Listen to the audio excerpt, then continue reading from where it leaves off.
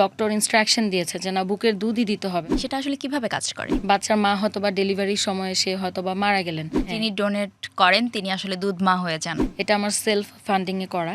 Milk bank হিসেবে কোনোভাবেই কাজ করছেন না, দুজনের ক্ষেত্রেই হচ্ছে তাদের সম্মতি নিয়ে নেওয়া হয়। কোনো প্রতিষ্ঠান কি আপনার কাছে যোগাযোগ করেছে? আপনার বুকের দুধের ফ্লোটা কমে যেতে পারে যদি তার ঘুম কম হয়।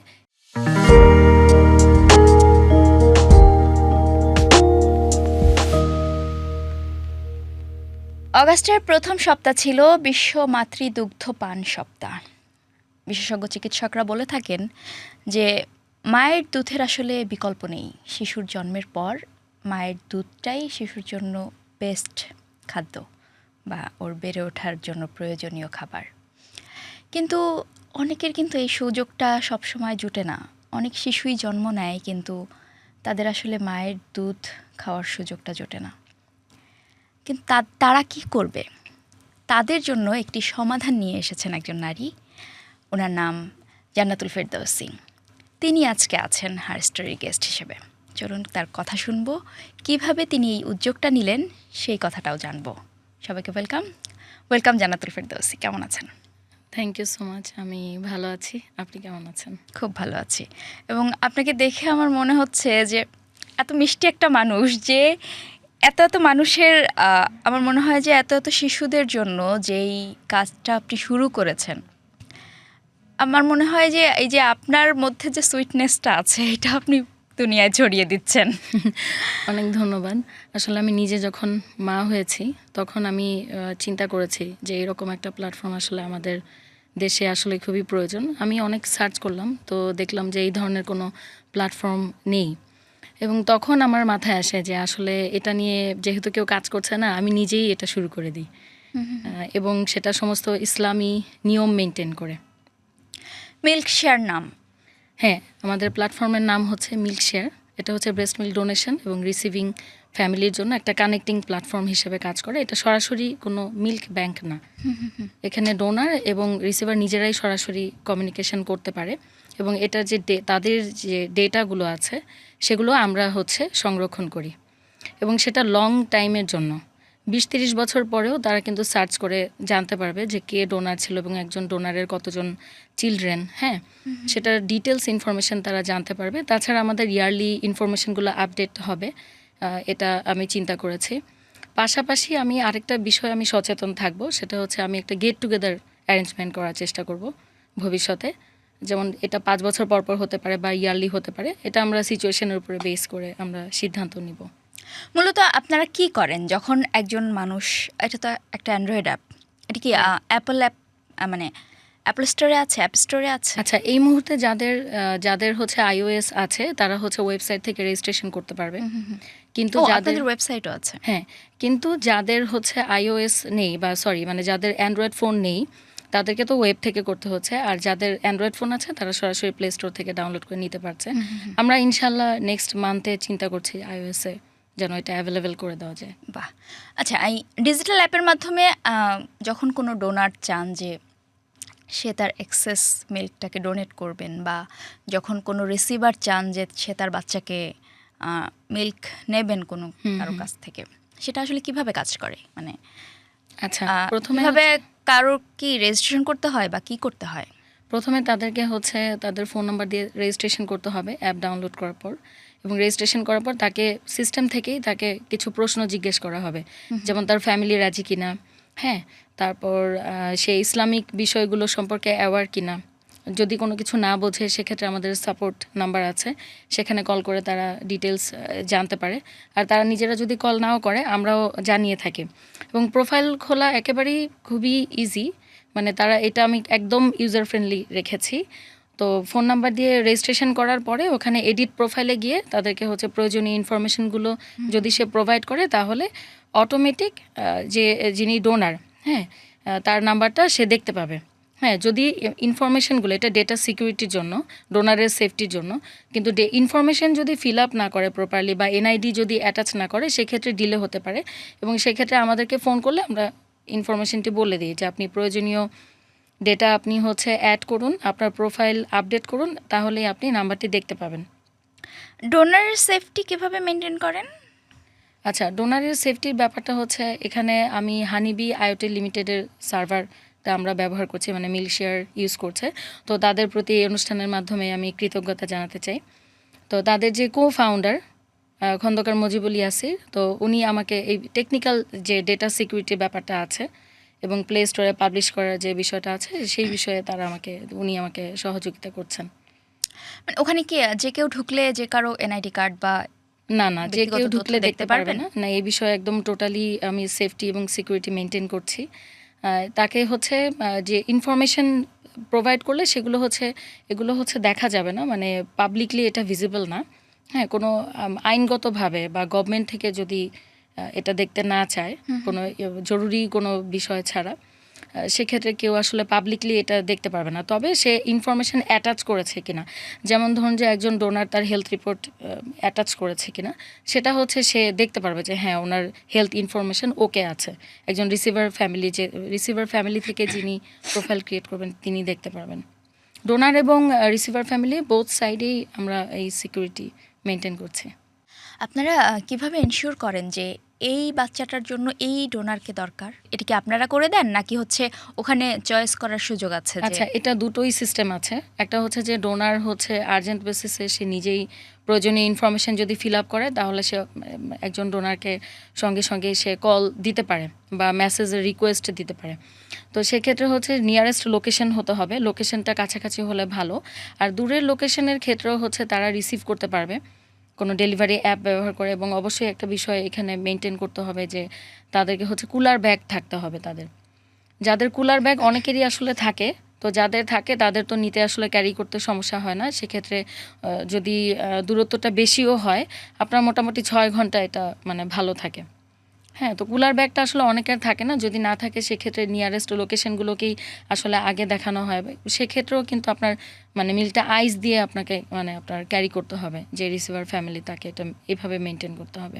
তো দেখা যায় যে যিনি ডোনেশন দেন ওনারাই ওনাদের ফ্রিজ থেকে দেখা যায় যে মানে মিল্কের সাথে হচ্ছে আইস দিয়ে দেন। কাছাকাছি দূরত্ব হলেও এটা মেনটেন করতে হবে। কারা নেয় বেশি, মানে এই রিসিভার কারা হন, কেন দরকার হয়? আচ্ছা, অনেক বাচ্চা দেখা যায় যে এনআইসি তো থাকে এবং তখন তাদের মায়েরা যেহেতু অনেক বেশি স্ট্রেসড থাকেন বা অনেকের সি সেকশন হয়, তখন তাদের বুকের দুধটা আসতে সময় লাগে। অনেকের 1 মান্থ 2 মান্থস এরকম সময় লাগে। তো যেসব মায়েদের হচ্ছে একদমই মানে বুকের দুধ নেই এবং বাচ্চাকে হচ্ছে ডক্টর ইনস্ট্রাকশন দিয়েছে যে না, বুকের দুধই দিতে হবে, হয়তো তো ওর ভালো ইমিউনিটি সিস্টেম নেই, তো তখন ইমিউনিটি সিস্টেমটা ভালো হওয়ার জন্য এবং প্রিম্যাচুর বেবিদের জন্য এই বুকের দুধটা আসলে খুবই মানে প্রয়োজনীয় ওদের জন্য। পাশাপাশি অনেক বাচ্চাদের মায়েরা আছে যে অনেক সময় বাচ্চার মা হয়তো বা ডেলিভারির সময় সে হয়তো বা মারা গেলেন। তো এইসব বাচ্চাদের ক্ষেত্রে এটা বেশি প্রয়োজনীয় এবং আমরা এরকম একটা কেস পেয়েছি। বাচ্চার নাম হচ্ছে নাহিদ ইসলাম। তো ওই বাচ্চাটা কিন্তু আমাদের অ্যাপ ব্যবহার করে 2 জন ডোনার আপুর কাছ থেকে কিন্তু ব্রেস্ট মিল্ক নিচ্ছেন। একজন বাচ্চা দুজনের কাছ থেকে নিতে পারে? হ্যাঁ, নিতে পারে। এটা হচ্ছে এটা ওর কেসটা যেহেতু একটু ডিফারেন্ট। হ্যাঁ, এবং এটা আপনার ডোনার এবং রিসিভারের দুজনের ক্ষেত্রে হচ্ছে তাদের সম্মতি নিয়ে নেওয়া হয়। কারো যদি কোনো আপত্তি থাকে তাহলে সে এখানে আসলে জয়েন করে না, সব কিছুই তাদেরকে ইনফর্ম করে নেওয়া হয়। এবং আমি অনেক সময় পার্সোনালি কল দিয়ে তাদেরকে ডিটেলস আমি তাদের সাথে কমিউনিকেশন করি, আলোচনা করে থাকি। এরকম ডোনাররাও কি একাধিক রিসিভারকে দিতে পারে? না, আমি সবসময় এনকারেজ করি যে একজন ডোনারকে দেওয়ার জন্য, এবং এটা তো সম্পূর্ণ আমার মনিটরিংয়ে থাকে ডিটেলস ডেটাগুলো। অনেক সময় দেখা যায় যে যাদের ওভার সাপ্লাই থাকে, কোনো ডোনার হয়তো বা একজনকে দিচ্ছিল, কিন্তু কোনো কারণে হচ্ছে ওই আপুটার হয়তো লোকেশনটা চেঞ্জ হলো।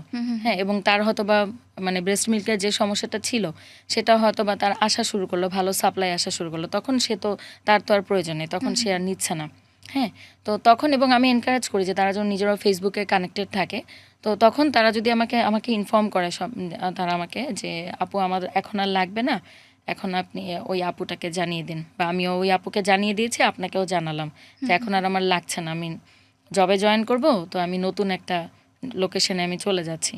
তো এইসব ক্ষেত্রে হচ্ছে ডোনার হচ্ছে আমার সাথে কথা বলে। ডোনার যদি চায় যে হ্যাঁ অন্য কোনো বাচ্চাকে সে ডোনেশন দিবে, তাহলে সে দিতে পারে। এটা সম্পূর্ণ তাদের ইচ্ছার উপরে। আচ্ছা, আপনি বলছিলেন যে আইস দিয়ে আসলে মিল্কটাকে ট্রাভেল করানো হয় বা ক্যারি করা হয়, কিন্তু যেটা হয় যে আইস বাচ্চারা তো ওই ঠান্ডা মিল্কটা খেতে পারে না, ওইটাকে কি করে আবার খাওয়ানো হয় বাচ্চাদের? আচ্ছা, আচ্ছা। সেটা হচ্ছে যে ফ্রিজ থেকে বের করার পরে বা ধরুন কোনো বাচ্চা এনআইসিইউতে আছে। তো এরকম এনআইসি বেবিদের জন্য যে ফ্রোজেন মিল্কটা তারা ক্যারি করে নিয়ে গেল।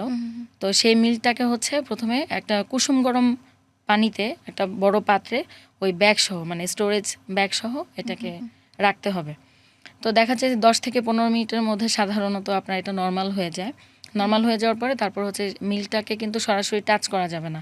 হাতে টাচ করা যাবে না এবং এটা সরাসরি হচ্ছে ফিডারে এটাকে ট্রান্সফার করতে হবে। এবং পাশাপাশি এটাও আমি এটা ক্যারি করা হয় কিসে? ক্যারি করা ভালো হচ্ছে কুলার ব্যাগে। হ্যাঁ, যে ব্যাগে ক্যারি করবে সেই ব্যাগে অবশ্যই মানে আইস আইস নিতে হবে, অথবা হচ্ছে কুলার ব্যাগে সাধারণত একটা জিনিস দেয়া থাকে, সেটা হচ্ছে আপনার মানে বরফের মতো। ওটা বরফ যেমন গলে যায়, ওটা গলে যায় না, ওটা ওই রকমই থাকে। তো ওটাতে ক্যারি করা হচ্ছে সবচেয়ে ভালো।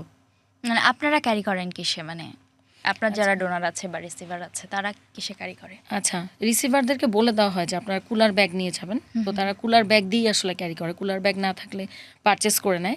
পারচেস করে তারপর ডোনারের বাসা থেকে রিসিভ করে।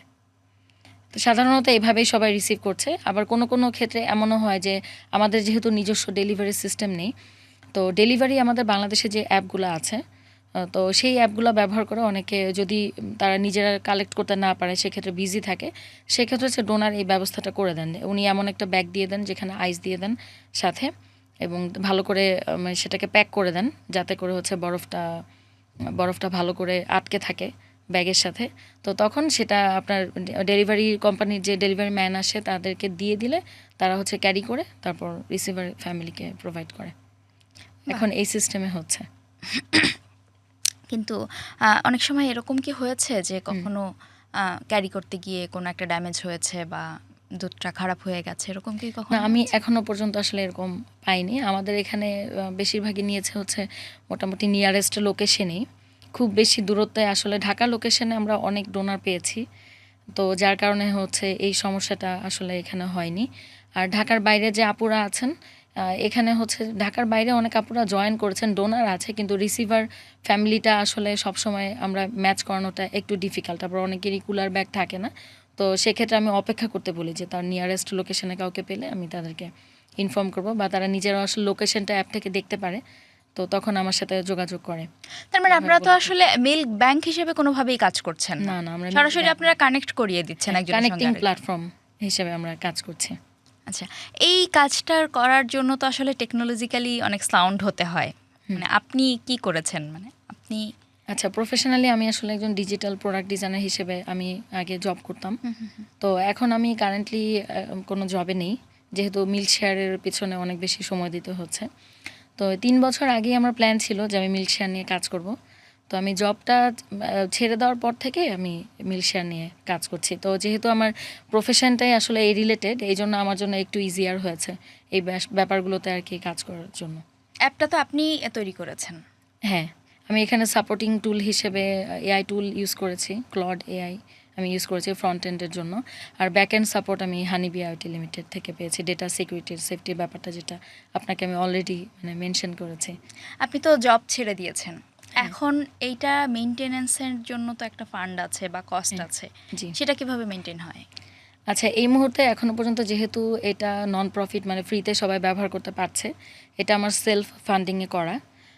এবং ফিউচারে যখন আমাদের অনেক বেশি ইউজার বেড়ে যাবে, এবং যেহেতু এখানে ইসলামিক যে রেকর্ডগুলো আমাকে মেনটেন করতে হবে, এবং একটা আমি ডেটাবেস রাখতে হবে। হ্যাঁ, ডেটাবেসটা মেনটেন করতে হবে লং টাইমের জন্য, এবং তাদের একটা কমিউনিকেশনের বিষয় আছে যে আমাকে স্টাফ রাখতে হবে কমিউনিকেশনের জন্য, হয়তো বা ফিউচারে। এখন কারেন্টলি আমি সব কিছু পরিচালনা করছি, দেখাশোনা করছি, কিন্তু ফিউচারে আমাদের ইউজার বেড়ে গেলে এটা তখন আসলে সম্ভব হবে না। এবং আরও অনেকেই এখানে আমার কাছ থেকে ডোনারদের যে আপনার হেলথ রিপোর্ট, তো সেটা অনেকেই আমার কাছ থেকে চান যে আমরা যেন এটার স্ক্রিনিংটা করে দিই। তো এই বিষয়গুলো যদি আমি পরবর্তীতে আর কি অ্যাড করি, তখন আর আসলে প্ল্যাটফর্মটা ফ্রি রাখা যাবে না, তখন আমাকে অ্যাড করতে হবে। এখন সেলফ ফান্ডিংয়ে আর কি পরিচালনা এখন করছি। মাসে কেমন খরচ হয়, আবার আপনার কতটা সময় ওখানে দিতে হয়, কত টাকা দিতে হয়, কি করতে হয় বলেন তো? আচ্ছা, এটা হচ্ছে আপনার প্লে স্টোরে শুধু ওয়ান টাইম একটা চার্জ মানে দিতে হয়। তো সেটা তো আমাদের অলরেডি দেওয়া হয়ে গেছে, তো প্লে স্টোরকে আমাকে আর চার্জ দিতে হচ্ছে না। কত টাকা এটা? আচ্ছা, এই বিষয়টা আসলে আমার আসলে এই মুহূর্তে আমার মনে পড়ছে না, কারণ এই টেকনিক্যাল যে অ্যামাউন্টের ব্যাপারগুলো আছে এগুলো আমি হচ্ছে হানিবে আইওটি লিমিটেডকে আর কি দায়িত্ব দিয়েছি। তো তারা ওই ব্যাপারগুলো দেখে, আমি হচ্ছে অ্যাপটা কেমন হবে, স্ট্র্যাটেজিক যে ডিসিশনগুলো আছে সেই ব্যাপারগুলো এবং কমিউনিকেশনের ব্যাপার এবং কি কি থাকবে কি কি থাকবে না এই ব্যাপারগুলো আসলে আমি দেখি। আর টেকনিক্যাল যে কাজগুলো আছে এবং ফান্ডের যে ব্যাপারগুলো আছে এগুলো আমি হচ্ছে সহায়তা নিচ্ছি, তাদের সার্ভারটা আমরা ব্যবহার করছি। ও, তার মানে আপনার খরচ তেমন একটা হচ্ছে না, মানে আমার খরচ হয়েছে, যেমন এআই টুলের যে আপনার খরচটা সেটা হয়েছে, কিন্তু এই ব্যাপারগুলো হচ্ছে দেখাশোনার জন্য আমি মানে দায়িত্ব দিয়েছি। আপনার দিনে কতক্ষণ সময় দিতে হয় এই অ্যাপটার পেছনে? জবের চেয়ে বেশি সময় দিতে হয় আসলে, কারণ অনেক সময় দেখা যায় যে একবার একটা কল পেয়েছিলাম এনআইসিইউ থেকে একটা আপুর বেবির জন্য, কারণ তার বাচ্চাকে হচ্ছে ডক্টর একদমই অ্যালাউ করছিল না ফর্মুলা, যেহেতু এনআইসিইউ বেবি। তো এই জন্য তখন রাত 12টার সময় উনি আমাকে ফোন দিয়েছেন এবং আমি তখনই রেসপন্স করেছি এবং সকালের মধ্যে আমি হচ্ছে তাকে ম্যানেজ করে দিয়েছি ডোনার।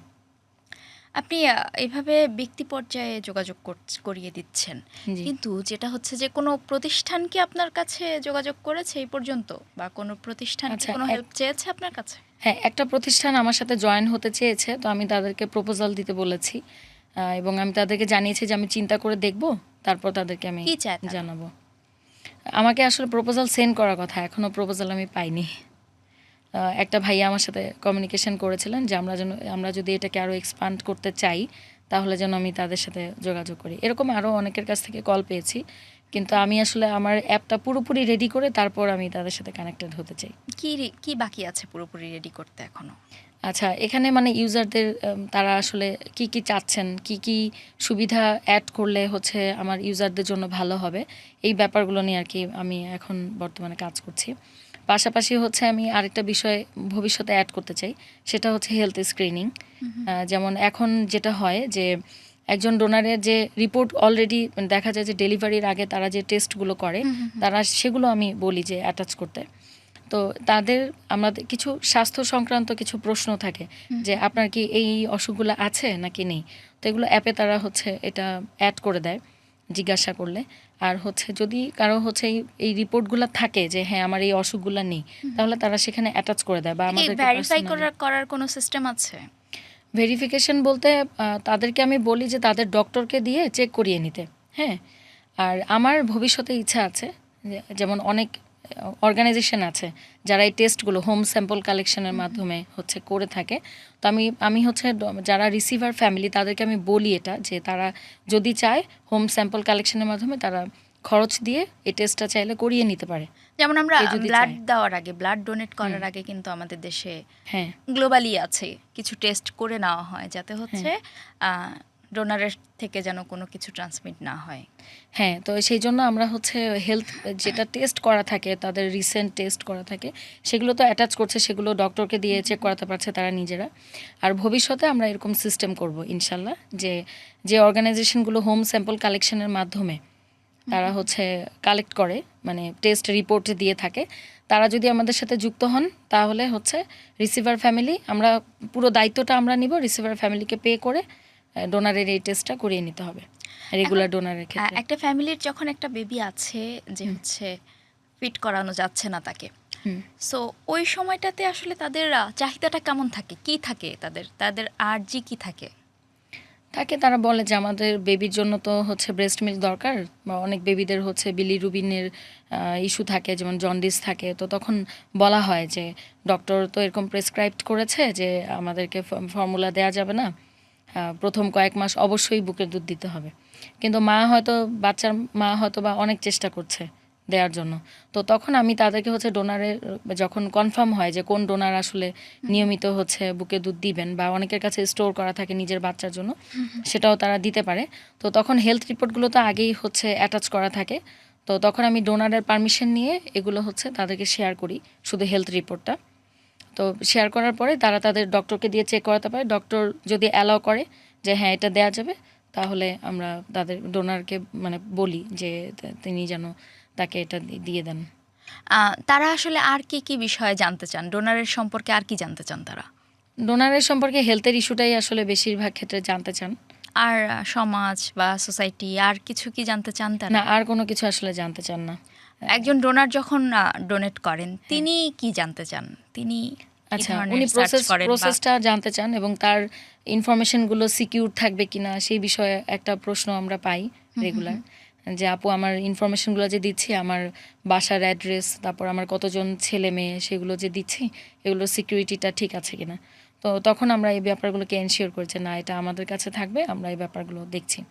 আপনারা আর কি কি বিষয়ে এনশিওর করেন বা কি কি আমরা বিষয়ে একদম লক্ষ্য ডোনার রাখেন? এবং রিসিভার ফ্যামিলি বোথ সাইড থেকে একদম ডিটেল ইনফরমেশন নিয়ে থাকি, প্রফেশন থেকে শুরু করে তার কতজন ছেলে মেয়ে, বয়স কত, হ্যাঁ তাদের কখন কবে জন্ম হয়েছিল সেই ডিটেলসগুলো, তাদের পেশা কী, এবং যে রিসিভার ফ্যামিলির যে ইনফরমেশনগুলো সেগুলো আমরা হচ্ছে ডেটাবেজ মেনটেন করি, এবং তাদেরকেও যেগুলো জরুরি ইনফরমেশন সেগুলো জানানো হয়, মানে বেবি রিলেটেড, যে কত বছর বয়সী বাচ্চা, এবং দুই ফ্যামিলির মধ্যে যে ম্যারেজ রিলেশনশিপে যে একটা এটা যে প্রহিবিটেড সেইটাও আমি ইনফর্ম করি।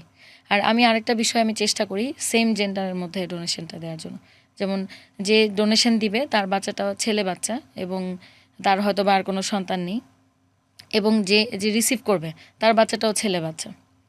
এখন তারা যদি ভবিষ্যতে আর কোনো সন্তান না নেন তাহলে সেক্ষেত্রে কিন্তু আর ম্যারেজ রিলেশনশিপের যে ইস্যুটা থাকে বা ভয়টা থাকে অনেকে, এটা তখন আর কোনো সমস্যা হয় না। যেহেতু হ্যাঁ। যিনি ডোনেট করেন তিনি আসলে দুধ মা হয়ে যান। হ্যাঁ জি, এবং তবে এটা তো আসলে আগে থেকে বলা যায় না, এটা ইয়ারলি ইনফরমেশনগুলো আপডেট করতে হবে। পরবর্তীতে যদি তার সেম জেন্ডারের ছেলে মেয়ে না হন সেক্ষেত্রে হচ্ছে ওই ইস্যুটা আসবে, বাট এটা ইনফরমেশনগুলো জানানো হবে রিসিভার ফ্যামিলি এবং ডোনার ফ্যামিলি, যে তাদের দুজনকে। এবং ইয়ারলি গেট টুগেদার করার তো ইচ্ছা আছেই আমার। আর কি কি ইচ্ছে আছে আপনার সামনে? এই মুহূর্তে তো আমরা এটা মিলশিয়া নিয়ে কাজ করছি, আমার আরেকটা আইডিয়া আছে, এটার কাজ শেষ হয়ে গেলে আমি সেটা নিয়ে চিন্তা করব। কি আইডিয়া আছে? হ্যাঁ, এটা একটু কনফিডেন্সিয়াল, এটা আমি এই মুহূর্তে আর কি এটা কি মিল্ক শেয়ার রিলেটেড? না, এটা মিল্ক শেয়ার রিলেটেড না, বাট এটার মধ্যেও একটা সোশ্যাল একটা বিষয় আছে, বাট সেটা হচ্ছে একটু বিজনেস রিলেটেড হবে আর কি। এখন আপনি একটা চাকরি করতেন, সেখান থেকে আপনার ফিনান্সিয়াল বেনিফিট হতো, আপনি সেটা বাদ দিয়ে এখন আপনি এই কাজটা করছেন, মানে কেন আপনার দরকার হলো এই কাজটা করার? কেন ইচ্ছে হলো যে আমি মিল্ক শেয়ার করব? আসলে মিল্ক শেয়ার আমার হচ্ছে প্রথমে ছিল যে আমাদের তো অনেক বেশি, মানে আপনার পোর্টফোলিও করতে হয়, পোর্টফোলিও রেডি থাকতে হয় বেশি বেশি, যত বেশি আমি ইউএক্স কেস স্টাডি করবো এটা আমার জন্য তত ভালো। তো সেই ইচ্ছা থেকে প্রথমে এটা কেস স্টাডি করা পর্যন্তই আসলে আমার চিন্তা ছিল। তো তারপর পরবর্তীতে আমি একদিন ফেসবুকে একটা আপুর পোস্ট দেখি, যে এক আপু হচ্ছে ডোনেশন দেওয়ার জন্য একজন রিসিভার ফ্যামিলির সাথে উনি কমিউনিকেশন করেন, মানে রিসিভার ফ্যামিলি আসলে ফেসবুকে পোস্ট দিয়েছিল। তো পোস্ট দেওয়ার পরে সে হচ্ছে জানতে পারে যে, মানে যে ডোনার, সে পরবর্তীতে তার প্রশ্নের ভিত্তিতে জানতে পারে যে আসলে অনেক পার্সোনাল কোশ্চেন করছিলেন, যার কারণে পরে জানতে পারে যে উনি আসলে কোনো ফিমেল না, উনি একটা ছেলে মানুষ। My goodness. এবং তাকে অনেক পার্সোনাল কোশ্চেন, অনেক মানে ফিজিক্যাল কোশ্চেন উনি মানে করেন, যে মানে অনেক বাজে বাজে প্রশ্ন তাকে করা হয়। তো তখন উনি এই রিলেটেড একটা পোস্ট দেন যে আমি এরকম ডোনেশন দিতে গিয়ে হ্যারাসমেন্টের শিকার হয়েছি। তো যখন এরকম হ্যারাসমেন্টের শিকার হন ওই আপুটা, তখন আমি পোস্টটা দেখার সাথে সাথে আমার তখন মনে হয় যে এটা তো আমার খুব তাড়াতাড়ি এটা তাহলে করা দরকার। আবার অনেক বাচ্চার মায়েরা এরকম লিখে যে আমার তো একদমই বাচ্চাকে বুকের দুধ দিতে পারছে না, এখন আসছে না, তারা অনেক বেশি টেনশনে থাকেন, এবং টেনশন করলে কিন্তু বুকের দুধের ফ্লোটা কমে যায়। এটা অনেকেই দেখা যায় যে খাওয়া দাওয়াটা হয়তো বা সে ঠিক মতো করছে কিন্তু সে নিজে আসলে টেনশন করছে, তো তখন কিন্তু আসলে এটা আর কাজ করে না, মানে খাওয়া দাওয়া করলেও আপনার বুকের দুধের ফ্লোটা কমে যেতে পারে যদি তার ঘুম কম হয়, এবং হচ্ছে যদি সে টেনশনে থাকে, তাকে টেনশন ফ্রি থাকতে হবে, এবং বাচ্চার সঙ্গে স্কিন টু স্কিন কন্ট্যাক্ট করতে হবে সবসময়। তো এই ব্যাপারগুলোর জন্য অনেক মায়েরাই দেখা যায় যে টেনশনের কারণে হয়তো ফ্লোটা কমে গেছে, তো তখন অনেকে এরকম পোস্ট দেয় বিভিন্ন পাম্পিং গ্রুপে, মামি গ্রুপে এরকম দেখা যায় যে পোস্ট দেয়। তখন আমি এরকম কয়েকটা আপুর এরকম পোস্ট দেখে আমি ডিসিশন নিই যে আসলে এরকম একটা প্ল্যাটফর্ম দরকার। পাশাপাশি আমি নিজে যখন মা হই তখনও আমার এটা মনে হয় যে আসলে এই ধরনের একটা প্ল্যাটফর্ম কেন এটা নিয়ে কেউ কাজ করছে না, এটা মনে হয়েছিল। কিন্তু এটাতে আপনার সময় যাচ্ছে, আপনার টাকা যাচ্ছে, কি দরকার, মানে কি লাভ তাতে? আচ্ছা, প্রথমে আমার এটা জাস্ট ইচ্ছা ছিল যে এটা মানুষের অনেক উপকার হবে, হেল্প হবে, এটা থেকে আমার ইচ্ছা ছিল যে না আমি এরকম কোনো কিছু করব, ভালো কোনো কিছু যাতে মানুষের হেল্প হয়। আসলে মানুষ তো মানুষেরই জন্য, তাই না? তো যারা আমরা হচ্ছে ভালো চিন্তা করি তাদেরকে ভালো সিদ্ধান্ত নিতে হবে, তাহলে আপনার সমাজে অনেক সুন্দর সুন্দর পরিবর্তন আসবে।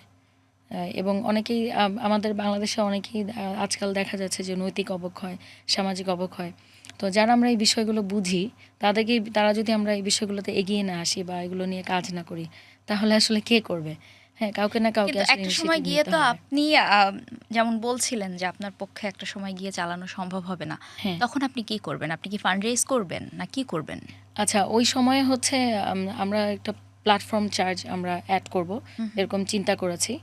আর যদি এমন হয় যে না, যারা যেসব এনজিও আছে তারা যদি আমাদের সাথে যুক্ত হন, ডোনেশন দেন, হ্যাঁ, সেক্ষেত্রে সেটা নাও লাগতে পারে। তো এটা আমরা আসলে সিচুয়েশনের উপরে আমরা চিন্তা করে দেখব।